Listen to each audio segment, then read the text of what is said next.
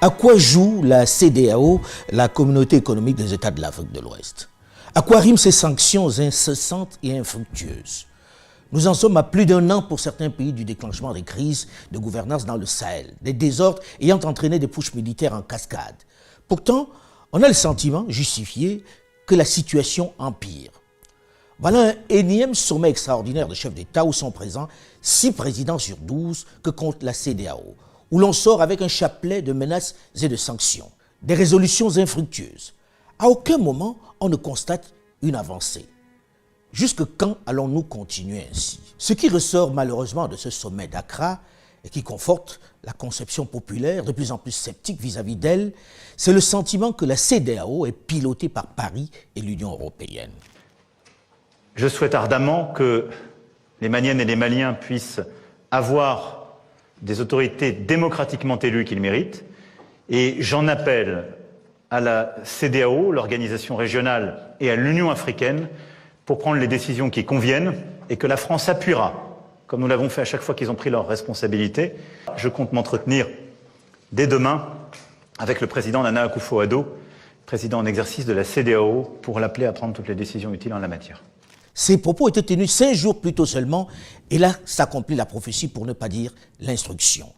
Il est décidé d'un sommet extraordinaire de chefs d'État de la CEDEAO sur la crise dans le Sahel. Et on en sort avec les sanctions que l'on connaît. Un durcissement. Cette fois-ci, comme si cela ne suffisait pas, probablement pour ne plus être taxé de 2 poids 2 mesures, on y a rajouté le Burkina Faso et la Guinée. Tiens. Le gouvernement du Burkina Faso ne subit qu'un seul délai, celui de bien faire les choses, celui d'agencer son action conformément aux réalités du terrain, en toute objectivité, avec la plus grande prudence et le plus grand réalisme possible. Il faut noter au passage que la principale crispation, celle qui a exacerbé la colère des chefs d'État de la sous-région, c'est l'absence du président de la transition malienne, Assimi Goïta, qui n'a pas honoré la convocation qui lui était faite d'être présent personnellement. Les dirigeants de la CEDEAO ayant rejeté la proposition de l'homme fort du Mali qui souhaitait participer à ce sommet par Zoom. Pourquoi ce refus? Pourquoi n'a-t-il pas souhaité s'y rendre? Cela traduit le climat de confiance qui règne dans cette organisation sous-régionale. Dans le même temps, pourquoi les dirigeants de la CEDEAO, si la démarche est celle de l'apaisement, n'ont-ils pas accepté le principe d'une participation par vidéoconférence, comme on le fait régulièrement un peu partout dans le monde depuis le déclenchement de la Covid-19? C'est d'ailleurs devenu plus régulier et plus économique les sommets par vidéoconférence. Alors comment expliquer ce refus autrement que par une tension latente vis-à-vis des autorités de Bamako? Sa participation aurait peut-être un peu calmé les esprits des uns et des autres, et les échanges auraient été aussi interactifs que s'il était dans la même salle. Lorsque l'on assiste à tous ces errements, à toutes ces décisions qui n'arrangent personne, qui ressemblent par moments à des choix guidés ou à la volonté de mettre dans le coin, d'humilier certains, on se dit que la diplomatie africaine est en net recul. On a souvent évoqué le sens de la négociation, de la palabre africaine jusque-là. On a beaucoup fantasmé sur les vertus de la diplomatie souterraine, celle qui se fait à la tombée de la nuit autour d'un plat de poisson grillé, de tigadigen ou de choukouya entre frères.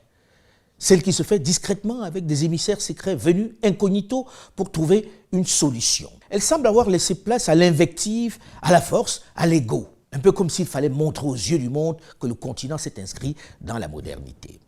Mais quelle modernité si au final il n'y a pas de résultat? Lorsque l'on regarde le résultat, il est mauvais, mais vraiment mauvais. On en arrive à regretter ce que l'on a appelé les dictateurs, les pères fondateurs, qui finissaient toujours par trouver des arrangements, même boiteux. Ne dit-on pas qu'il vaut mieux un mauvais arrangement qu'un grand procès? On a le sentiment qu'avec la disparition des grands dirigeants de la période d'après-indépendance est morte la tradition de la négociation en Afrique noire. Je me souviens d'un président Gnassingbé Eyadema du Togo prenant à son compte la crise de gouvernance qui secouait le Zaïre du maréchal Mobutu Sese Seko vieillissant. Il en faisait une affaire très personnelle, s'impliquait directement, se rendait secrètement sur place pour discuter avec les protagonistes lorsque les émissaires n'obtenaient pas de résultats. Je me souviens le rôle particulièrement actif du président Omar Bongo Ondimba dans l'opposition entre les présidents Denis Sassou Nguesso et Pascal Lissouba dans les années 1997-98. On parlait d'abord entre frères. Je me souviens d'un Omar Bongo Ondimba en 1989 accueillant nuitamment, s'il vous plaît, le président Frédéric de Klerk d'Afrique du Sud, arrivé secrètement à bord d'un avion avec immatriculation masquée pour discuter dans cette pièce des conditions de la libération du prisonnier le plus célèbre de tous les temps, Nelson Mandela. Tout se passait à huis clos et on ne médiatisait que les résultats finaux. Aujourd'hui, c'est le contraire. Au salon, on regardait la télévision et dit, bon, il y a des gens qui vont venir. Et vers 1h du matin, j'ai vu un convoi, les voitures, il avait envoyé les voitures attendre, on a amené des Blancs. Beaucoup de Blancs, ils sont venus à la table derrière moi et c'était les pourparlers. Ils parlaient une fois, on part. Une autre fois, il dit, on va à Franceville, c'est la même chose. J'ai dit, mais qu'est-ce que c'est? Il dit, ce sont les gens qui viennent pour que je discute pour Mandela. Et les avions venaient toujours à 2h du matin et ça partait à 4h.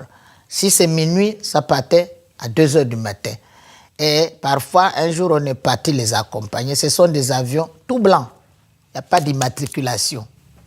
Et ça atterrissait, après ça partait.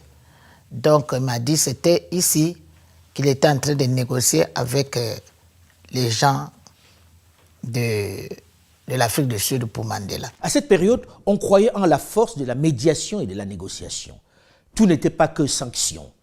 Pas besoin de montrer les muscles. Aujourd'hui, sous injonction des grandes nations du Nord, on passe tout de suite à la vitesse supérieure. Le Mali sanctionné, fermeture des frontières, fermeture des comptes à l'international, gel des avoirs des autorités aux affaires, quand bien même on sait qu'elles n'ont rien à l'étranger. Bref, la totale. En espérant asphyxier le régime, plus d'1 mois et demi après, aucun résultat. Les antagonismes sont encore plus exacerbés qu'au début. La solution des sanctions a largement montré ses limites. Et les théoriciens de cette option du tout sanction en ont pour leur compte aujourd'hui lorsque l'on regarde ce qui se passe dans la guerre en Ukraine. Les plus pénalisés ne sont pas russes. Loin s'en faut. Il ne vous aura pas échappé que toutes ces grandes nations continuent de commercer avec la Russie. Bien que l'on égrène sur l'ensemble des médias de la planète le chapelet des sanctions contre la Russie, les nations européennes, qui au sein de l'OTAN adoptent ces mesures, continuent de commercer avec la Russie. Chaque jour, ils envoient en Russie 750 millions d'euros en raison de leur dépendance énergétique. 40% du gaz et 30% du pétrole européen viennent de Russie. En attendant de trouver de nouvelles sources d'approvisionnement, c'est elle finalement qui finance en partie la guerre contre l'Ukraine. Et même les grandes firmes occidentales sur place ne respectent pas aussi vite les sanctions que certaines institutions financières ouest-africaines au Mali. Elles dénoncent même l'incongruité et l'hypocrisie de ces mesures et font de la résistance. On ne peut pas prendre des décisions comme ça à l'emporte-pièce sans savoir quelles sont les conséquences de ces décisions. La France, aujourd'hui, importe à peu près 30% de son diesel vient de Russie. Il faut donc trouver des substituts. Nous, gouvernement européen, à ce stade, nous n'avons pas décidé de sanctionner le gaz russe parce que nous en avons besoin. Pourquoi voulez-vous que moi, Total Energy, je décide d'arrêter le gaz russe alors que je ne sais pas le remplacer, celui-là? Au passage, tout le monde m'a dit vos concurrents anglo-saxons s'en vont. J'aimerais bien que les journalistes français, vérifient s'ils sont vraiment partis. Pourquoi ? Personne n'est parti. Personne n'est parti. Mes concurrents continuent à prendre le gaz russe. Donc, pour qu'on soit bien clair, voilà. Vous n'allez pas quitter complètement la Russie. Non, et je ne vais pas le faire, et je vais vous dire pourquoi. Parce qu'aujourd'hui, j'ai personne en Russie, contrairement à ce qui est dit. Je n'ai pas d'opération en Russie. Ce que j'ai en Russie, c'est qu'on a investi dans des usines pour presque 13 milliards de dollars. Et ce n'est pas un problème d'argent. C'est que ces usines, elles vont continuer à tourner, que je m'en aille ou non. Les Russes les font tourner très bien. Et deuxièmement, me retirer, c'est donner ces 13 milliards à des Russes. Parce qu'aujourd'hui, pour zéro. Parce qu'aujourd'hui, personne ne veut acheter ces usines. Malgré les sanctions, vous voyez bien que certaines entreprises sont restées sur place. Et que le réalisme prend le dessus sur le dogmatisme. Et puis quoi encore? Non mais je veux dire, Monsieur Zelensky vient, il cite comme ça une liste d'entreprises françaises qu'il n'a fait dans aucun autre pays avec les entreprises nationales. Hein. Et il nous dit, vous devez partir de Russie. Et vous, Français d'ailleurs, vous devez boycotter ces entreprises françaises, vos entreprises, et on devrait obéir. Je veux dire, on devrait se tirer une balle dans la tête en fait. Parce que derrière, ça veut dire quand même des ouvriers, des salariés, des ingénieurs français mis au chômage. Et on croit que c'est en fermant Leroy Merlin, un vendeur de clous, de pots de peinture et de planches, qu'on va régler le problème de la guerre entre la Russie et l'Ukraine. On est fous ou... Alors j'ai vu que Renault s'est exécuté.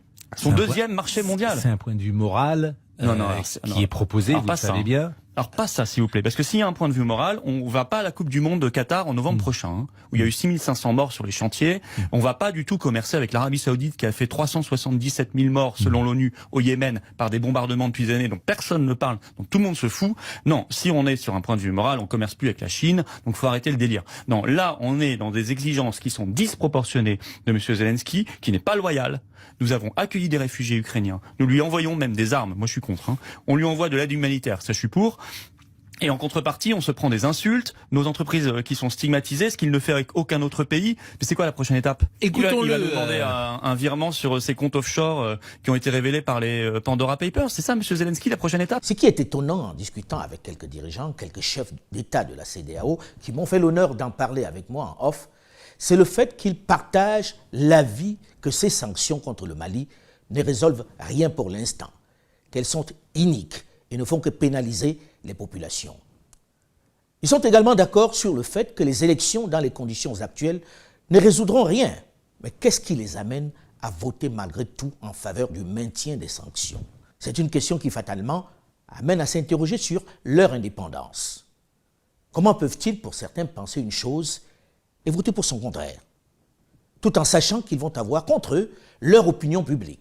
Seul Robert Dussey, le ministre des Affaires étrangères du Togo, qui sur ce point dans le panafricain Jeune Afrique rend public l'opinion de son président, aura eu le courage d'exprimer un point de vue dissonant en parlant de la vacuité des élections au Mali dans l'état actuel des choses et qui mentionne l'urgence d'aider le président Assimi Goïta, qu'il dit ouvert au dialogue et soucieux de trouver un accord avec la CEDEAO sur un délai de transition. Des propos que le président de la transition m'avait exprimés lors de l'audience qu'il m'a accordée à Koulouba, la présidence malienne. Ils veulent eux aussi en sortir, mais pas pour que cela recommence aussitôt qu'ils sont partis. Pas pour laisser que l'on continue de laisser faire la guerre par les autres à leur manière et de façon inefficace. Peut-être faudrait-il que ces dirigeants de la région, qui semblent vraiment par moments hors sol, au moins sur cette question, comprennent bien que dans cette affaire, il s'agit de leur pays d'abord, des intérêts de leur peuple d'abord, de la sauvegarde de leur région d'abord. Ils n'en ont pas une autre. Personne mieux qu'eux ne peut négocier, organiser le retour de la paix avec les méthodes appropriées aux réalités locales. Souvenez-vous, dans l'affaire des sanctions contre la Russie, chacun a d'abord veillé dans le monde à préserver ses intérêts. D'abord, c'est la règle. Pakistan 80,000 पाकिस्तानियों की जानें गईं। हमारे मुल्क को 100 अरब डॉलर से ज्यादा नुकसान हुआ। मैं अपने यूरोपियन यूनियन के एम्बेसडर से पूछता हूं कि आपने क्या हमारा शुक्रिया अदा किया? क्या आपने कहा कि हाँ आपने हमारी मदद की थी हमारी जंग में, आपने हमें अप्रिशिएट किया? सारे नेटो के मिला के 10% भी लोग नहीं थे जो उस जंग में मरे। हमारे मुकाबले में जो 80,000 पाकिस्तानियों की कुर्बानी दी गई। तो मैं उनसे आज ये पूछता हूं कि बजाय आपने, जब हमने आपके साथ खड़े हुए थे, बजाय आप हमारा कम से कम शुक्रिया अदा करते, आपके सामने क्या है? क्या हम कोई गुलाम हैं कि जो आप कहेंगे हम कर लें? कि कभी हमने पाकिस्तान को कभी किसी की गुलामी नहीं करने देना। L'Occident qui fait pression pour le vote des sanctions contre la Russie se retrouve bien seul sur ce coup-là. Même ses alliés traditionnels ont refusé de suivre les injonctions de l'OTAN. Qui a pris des sanctions contre la Russie? Eh bien, il n'y a personne à part l'Occident.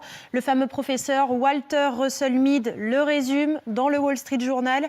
Il dit « L'Occident n'a jamais été aussi étroitement aligné et il a rarement été plus seul ». Souvenez-vous des BRICS au début des années 2000, c'est comme ça qu'on appelait ces 5 grands pays émergents. Outre la Russie, il y a le Brésil, l'Inde, la Chine et l'Afrique du Sud, eh bien, pas un seul de ces pays ne lève aujourd'hui le petit doigt contre la Russie et on parle quand même de 40% de la population mondiale. Le B, c'est pour le Brésil. Jair Bolsonaro n'a jamais caché son admiration pour Vladimir Poutine et quelques jours avant le début de la guerre, à Moscou, eh bien, il lui témoignait sa proximité, sa solidarité et aujourd'hui, sa ligne, elle est très claire, préserver les intérêts économiques du Brésil, notamment dans le secteur de l'agriculture. Écoutez-le. O Brasil é uma potência em especial no agronegócio. Existe mútuo interesse da nossa parte no comércio de fertilizantes, o que eu sou grato ao prezado amigo. Au-delà du Brésil, tout le continent sud-américain est sur la même position. Pas de sanctions, y compris l'Argentine et le Chili. L'Inde aussi, parce que c'est le I de BRICS. Non seulement l'Inde ne veut pas condamner la Russie, mais elle n'a pas non plus pris de sanctions. En fait, l'Inde n'a aucun intérêt à froisser la Russie. 65 à 85% de son arsenal militaire est d'importation russe. Idem pour la Chine. On en a souvent parlé. La Chine qui est le premier partenaire commercial de la Russie. L'Afrique du Sud, historiquement neutre en matière de diplomatie, d'où la surprise quant au premier jour de l'invasion russe. Eh bien, le ministère des Affaires étrangères appelle la Russie, je cite, à retirer immédiatement ses forces d'Ukraine. Surprise, suivie d'un malaise et d'un rétropédalage quelques jours plus tard. L'Afrique du Sud ne vote finalement pas la résolution à l'ONU et n'entend prendre aucune sanction contre la Russie. L'Asie, c'est 48 pays et seulement 2 s'associent aux sanctions internationales contre la Russie. Il y a le Japon et la Corée du Sud et il y a aussi le territoire de Taïwan. Et puis, plus près de chez nous, ce qui est frappant, c'est que les très proches alliés des États-Unis que sont Israël, l'Arabie Saoudite et les Émirats Arabes Unis, eh bien, ils n'envisagent pas non plus d'appliquer des sanctions.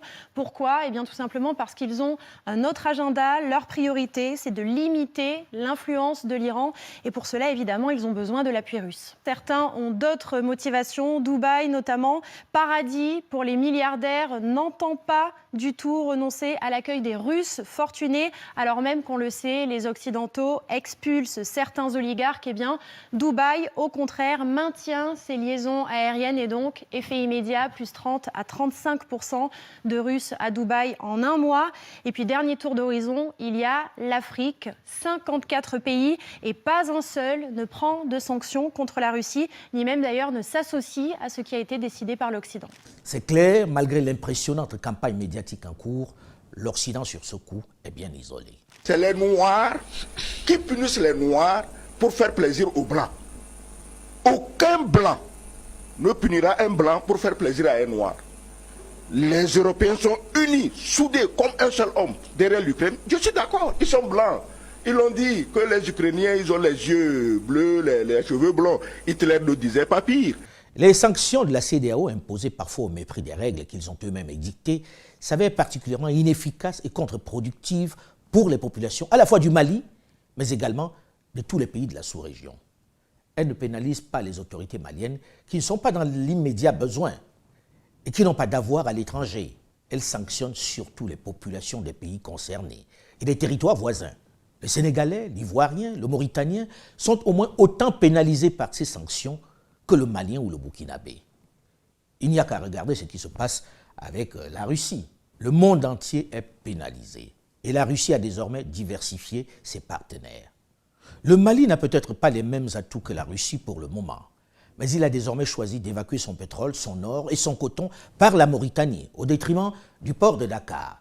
Il faut dire que les grands perdants dans cette guerre des sanctions, c'est le Sénégal, qui est le premier importateur africain du Mali. Il y importe le ciment, les hydrocarbures, les autres graines et fruits oléagineux.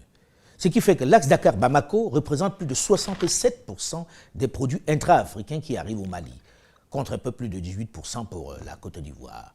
Mais les pays souffrent. Allez demander aux producteurs de bananes en Côte d'Ivoire ce qu'est leur vie depuis qu'on a fermé la frontière avec le Mali. Lorsque l'instance judiciaire de l'UEMOA suspend selon le droit les sanctions imposées au Mali, comment la CEDEAO peut-elle s'obstiner dans la même voie? Celle de ne pas respecter cette décision de justice, d'ignorer les décisions qui s'imposent à elle. Miser sur l'asphyxie du gouvernement malien pour reprendre la main, n'est-ce pas suicidaire? N'est-ce pas prendre le risque de redonner la main aux djihadistes que tout le monde combat? N'est-ce pas miser sur le chaos en somme? Peut-être le moment est-il venu de reprendre la palabre africaine pour en finir. Il est évident que cette instabilité au Burkina Faso, au Mali et en Guinée, ce n'est pas que la faute des militaires. Le malaise vient d'ailleurs et il est profond. Et ce n'est pas à coup de sanctions et de menaces que l'on va le soigner. Non. Attention, ceci n'est pas un blanc-seing pour la soldatesque qui s'est installée aux affaires au Mali, au Burkina Faso et en Guinée. Non, non. Les officiers supérieurs qui aujourd'hui ont pris les destinées de ces pays en main doivent comprendre qu'il s'agit d'abord et entièrement d'une transition. Elle ne saurait représenter un mandat, non. Même si l'on peut comprendre en partie leur désir de remettre de l'ordre dans la maison, si l'on peut comprendre leur désir de réorganiser afin que le chaos ne recommence pas dans quelques mois, cela ne leur donne pas le droit de s'éterniser aux affaires. Les propositions de période de transition doivent être raisonnables. Elles ne sauraient être le temps d'un mandat entier. Ce n'est pas possible.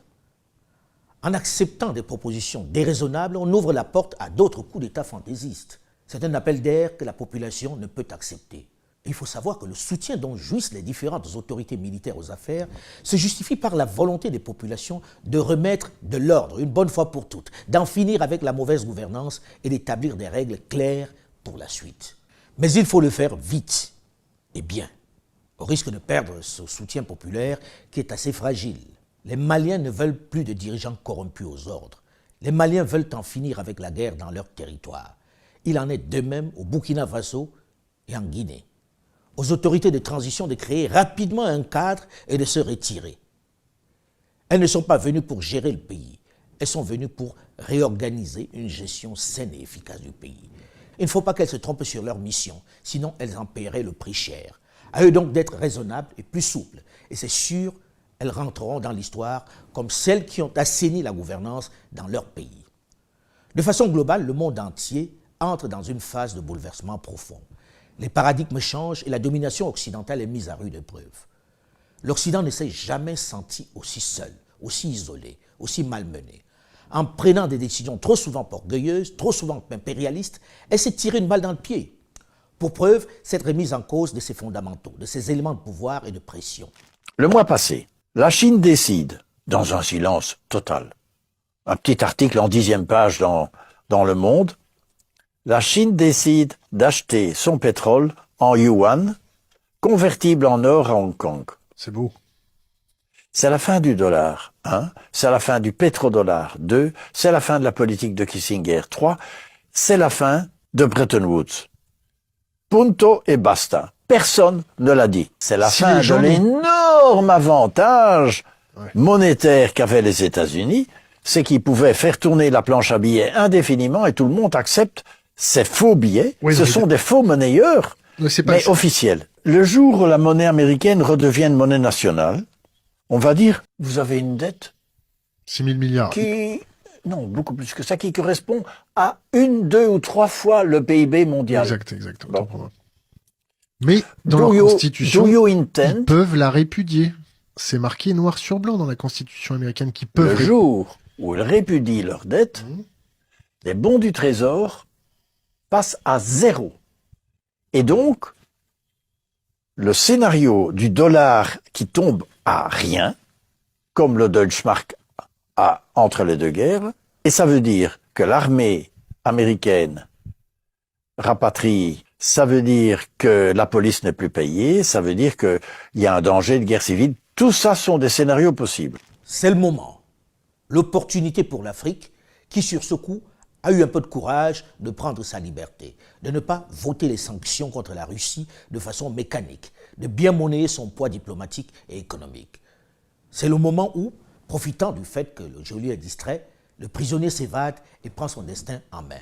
Mais cela passe par une prise de conscience des dirigeants qui ne peuvent pas, comme leurs prédécesseurs, moins instruits, moins au fait, expliquer leur couardise et leur soumission par l'ignorance. Tout Gabonais a deux patries, le Gabon et puis la France.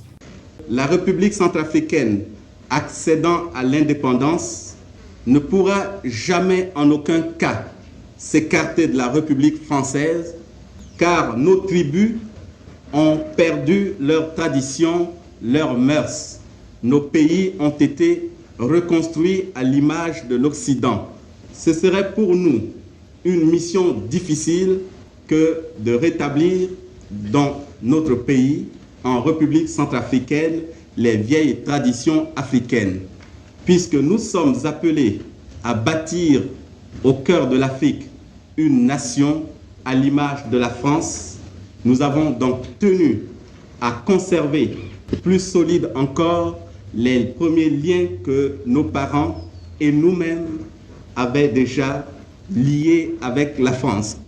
On aurait pu comprendre qu'un David Tako en Centrafrique, un Léomba au Gabon en 1960, puisse tenir de tels propos. On peut comprendre qu'un Félix Houphouët-Boigny, un Albert Bernard Bongo, un Amadou Ahidjo se soient sentis tenus et eu des chaînes parce que leur sort était lié aux humeurs du général de Gaulle. Mais les chefs d'État actuels, plus instruits, plus ouverts sur le monde, ne peuvent pas continuer d'attendre des injonctions d'ailleurs. Ils ne peuvent plus ignorer leurs opinions publiques qui grondent et qui peuvent descendre dans la rue pour les faire partir. Ils ne doivent pas manquer l'opportunité que leur offre cette crise de gouvernance planétaire, cette redistribution des cartes mondiales où l'on remet même en cause les principes que l'on croyait intouchables, comme la valeur du dollar. C'est l'occasion d'en finir avec le syndrome de Stockholm que décrivait déjà Cheikh Anta Diop. L'aliénation culturelle finit par être partie intégrante de notre substance, de notre âme. Et quand on croit s'en être débarrassé, on ne l'a pas encore fait complètement. Souvent, le colonisé ressemble un peu, ou l'ex-colonisé même, ressemble un peu à cet esclave du 19e siècle qui, libéré, va jusqu'au pas de la porte et puis revient à la maison parce qu'il ne sait plus où aller. Il ne sait plus où aller. Depuis le temps qu'il a perdu la liberté, depuis le temps qu'il a acquis des réflexes de subordination, depuis le temps qu'il a pensé, comme appris à penser à travers son maître. C'est un peu ce qui est arrivé aussi à l'intelligentsia africaine dans son ensemble. L'heure est à l'unité, au renforcement de l'intégration continentale. On ne peut pas s'offrir le luxe de la division. Et si le Sahel profitait de la guerre en Ukraine pour redessiner sa carte géostratégique, pour redéfinir sa stratégie de lutte contre les djihadistes, en combattant en Ukraine avec des soldats hétéroclites venus de partout, enrôlés par communiqué sur le net, on a peut-être mis un terme à l'hypocrisie sur la question du rôle des mercenaires dans les guerres. On a peut-être clos le débat sur Wagner et ses affidés. On a peut-être fait comprendre aux autres que lorsque la patrie est en danger, tout allié qui est capable de la sauver est la bienvenue. Les grandes théories sur les armées conventionnelles viennent de voler en éclats avec les appels à candidature observés dans la guerre en Ukraine. Maintenant, aux dirigeants africains de tous bords de comprendre que le moment est venu de sortir du dogme, des règles, des principes à géométrie variable pour se souder afin de prendre le dessus sur les obscurantistes qui perturbent la région du Sahel. Et ça ne peut se faire qu'unis, avec des soldats africains déterminés. Et surtout, souvenez-vous, un danger plus important que les djihadistes menace ces pays du Sahel, l'insécurité alimentaire. La famine qui menace plus de 30 millions de personnes selon le programme alimentaire mondial. Des personnes qui risquent de mourir en raison de tergiversations des politiques, qui risquent de périr dans des conditions plus inhumaines pendant que l'on glose, l'on disserte, que l'on tergiverse. Ce n'est pas divisé que l'on va y faire face, non. Ce n'est pas en fermant les frontières que l'on va sauver ces populations. Au contraire, ces sanctions et ces fermetures des frontières doivent rapidement trouver une solution, au risque de provoquer une véritable tragédie. Personne ne pourra dire qu'il n'était pas au courant. Le grand danger, il est là. Et c'est cela la priorité. Et c'est de cela qu'il s'agit, pour paraphraser quelqu'un. Je voudrais vous remercier pour votre soutien constant et votre fidélité à ma chaîne YouTube, Alain Foucault Officiel, qui connaît un développement remarquable. Pensez à liker si vous avez aimé. Et surtout, n'oubliez pas de vous abonner. C'est gratuit et cela me fait vraiment plaisir. Vous êtes déjà plus de 300 000 abonnés en moins de 15 mois. Par ailleurs, vous pouvez également me retrouver sur mon compte Twitter, Alain Foka 2005, qui attend toujours la certification. Sur ma page Facebook, Alain Foka 2005. Sur mon compte TikTok et Instagram. Surtout, méfiez-vous des faux comptes à mon nom qui continuent de circuler. Méfiez-vous également de certaines chroniques radio de quelques confrères que certains m'attribuent à tort. Probablement en raison de l'intonation. Quelques-unes se sont multipliées ces dernières semaines et je suis assailli de réactions de toutes sortes. Rassurez-vous, je ne fais pas de chronique radio pour l'instant. Et mon seul espace d'expression audiovisuelle est celui-ci. Tout autre n'est que ressemblance ou parodie.